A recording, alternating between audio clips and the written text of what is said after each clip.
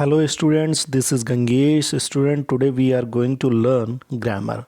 In grammar we will learn today auxiliaries and models.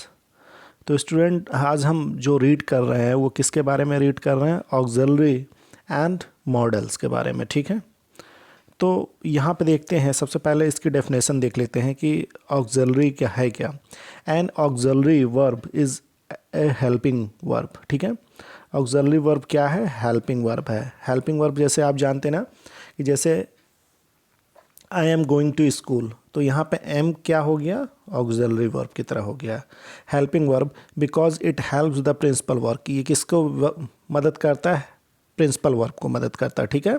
अब principal verb अभी बताता हूँ क्या होता है। However if the auxiliary verb stand alone in a sentence it also takes the position of principal verb. अगर किसी sentence में क्या होता है कि ऑक्सिलरी वर्ब ही सिर्फ होता है, ठीक है, तो उसमें क्या होता है, ये ऑक्सिलरी वर्ब ही प्रिंसिपल वर्ब की तरह काम करता है। तो आपको ये ध्यान देना है कि ऑक्सिलरी वर्ब वो है कि जो प्रिंसिपल वर्ब को हेल्प करता है, ठीक है, मीनिंग क्लियर करने में, सेंटेंस को करेक्ट करने में। और सेकंड ये है कि अगर ये सेंटेंस में अकेले ही रहता है, ठीक है, ऑक्सिलरी वर्ब अलोन रहता है, ठीक है, तो वो मेन वर्ब प्रिंसिपल वर्ब का काम करता है। देखिए यहाँ पे आई हैव टेकन माई मील, तो यहाँ पे देखिए हैव कैसे प्रयोग हो रहा है? ऑक्सिलरी वर्ब, ठीक है। टेकन क्या है? यहाँ पे प्रिंसिपल वर्ब है, ठीक है। यहाँ पे हैव क्या है? सिर्फ हैव ही एक ऐसा वर्ब है, तो यहाँ पे ऑक्सिलरी क्या हो गया? मेन वर्ब की तरह, प्रिंसिपल वर्ब की तरह काम कर रहा है। तो आप देख लिए दोनों में क्या डिफरेंस है ना, कि ऑक्सिलरी वर्ब का हेल्पिंग वर्ब की तरह काम करता है, प्रिंसिपल वर्ब को सपोर्ट करता है, अब कहाँ प्रिंसिपल वर्ब की तरह रहता है, ठीक है। तो यहाँ से आपको क्लियर हो जाना चाहिए। देखिए नीचे लिखा है in the first sentence have helps the verb take to form present perfect tense, ठीक है। In the first sentence have किसको हेल्प्स कर रहा है? टेक को हेल्प कर रहा है। टेकन हो गया ना यहाँ पे। फॉर्म प्रेजेंट परफेक्ट टेंस, मतलब किसको बना रहा है? ये प्रेजेंट परफेक्ट टेंस को बना रहा है, ठीक है, क्योंकि हैव जो है ऑक्सिलरी है प्रेजेंट परफेक्ट की tense. But in the second sentence have acts as a principal verb. In second sentence में क्या है कि हैव किसकी तरह एक्ट कर रहा है? प्रिंसिपल वर्ब की तरह। गिव्स कंप्लीट सेंस, कैसा सेंस दे रहा है? Complete sense. I have a pen, it means मेरे पास एक पेन है, तो कंप्लीट सेंस हुआ ना। चलिए आगे देखते हैं। अब इसमें देखिए ऑक्सिलरी वर्ब में कौन कौन से होते हैं? एक प्रिंसिपल, सेकंड मॉडल ऑक्सिलरी, ठीक है। तो प्राइमरी ऑक्सिलरी वर्ब के बारे में पढ़ते हैं। प्राइमरी ऑक्सिलरी वर्ब मतलब बी का मतलब क्या है? जो हेल्पिंग वर्ब की तरीके से आप यूज़ करते हैं जनरली। बी का मतलब ये है, यहाँ पे देखिए be is, am, are, was, were, being, been, तो ये क्या है? आपका बी है, ठीक है। प्राइमरी ऑक्सिलरी वर्ब जनरली ये क्या होता है? प्राइमरी क्यों कहते हैं कि ज़्यादा से ज़्यादा यही यूज़ होते हैं। हैव क्यों? हैव, हैज़, हैड, हैविंग, तो ये भी क्या है? ये प्राइमरी ऑक्सिलरी वर्ब है, इन्हें याद कर लीजिएगा। डू, डज, डिड, डूइंग, ये क्या है? ये प्राइमरी ऑक्सिलरी वर्ब है, ठीक है। तो ये देखिए, ये इस तरीके से प्राइमरी ऑक्सिलरी वर्ब है। अब नीचे देखिए लिखा हुआ है कि the primary auxiliaries change their form according to the number and person of the subjects.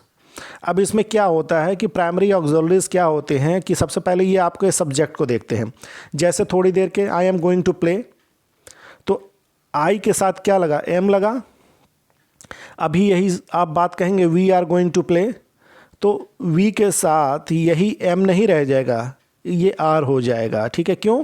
क्योंकि ये जो है ये इसके अकॉर्डिंग चेंज होता है, सब्जेक्ट के अकॉर्डिंग, ठीक है।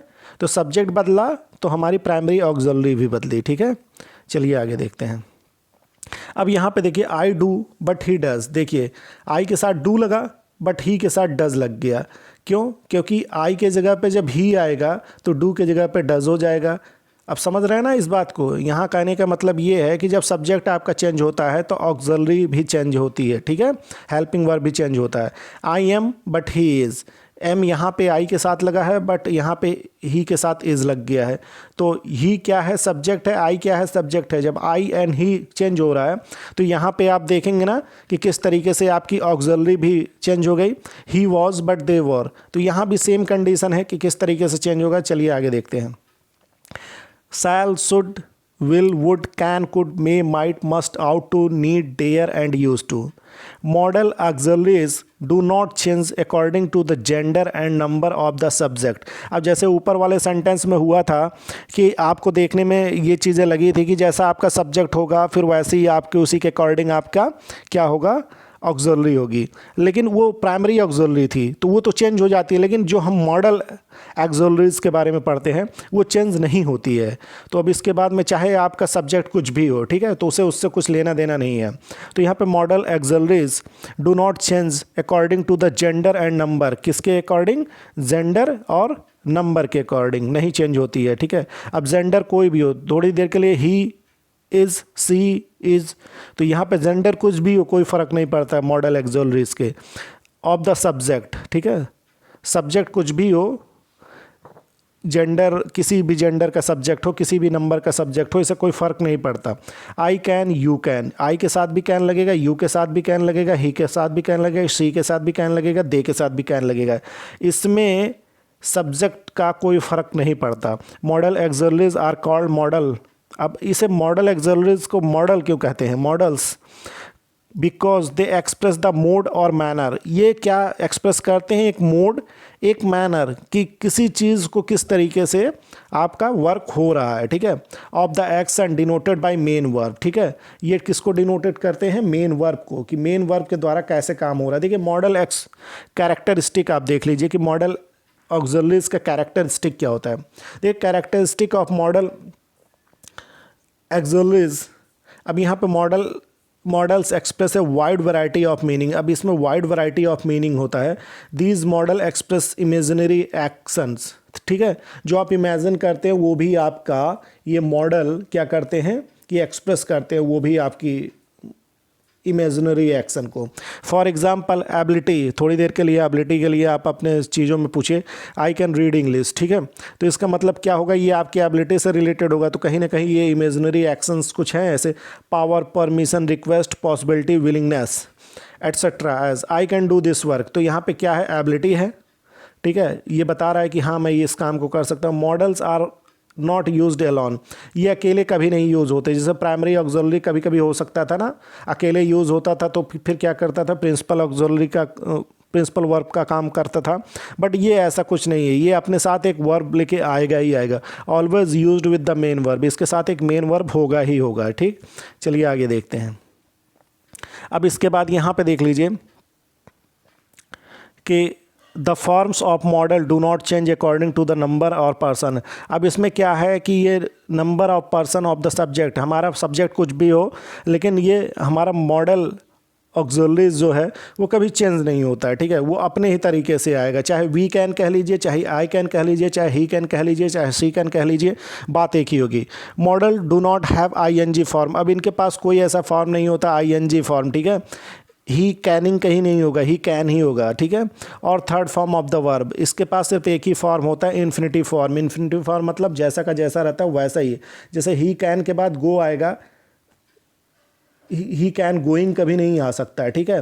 तो इस पर यह ध्यान रखना, ये कैरेक्टरिस्टिक है। Modal use to, ought are exception. अब इसमें एक वर्ड यूज़ होता है ought and use to, generally होता है ना we ought respect our elders, तो ऐसे सब्जेक्ट में क्या करते हैं, तो आई यूज़ टू प्ले कुछ भी गेम आप बता दीजिए, बैट बॉल या कुछ इन माई चाइल्डहुड, तो ऐसे ये एक्सेप्शन है ऐसे मॉडल्स के लिए, ठीक है। तो चलिए अभी आपको साइल और आगे मॉडल्स पढ़ाएंगे, ये इंट्रोडक्टरी क्लास है, इसे आप समझने की कोशिश कीजिए। आगे हम फिर देखते हैं कि किस तरीके से आपको आगे के वर्क दिए जाते हैं। Okay, thank you.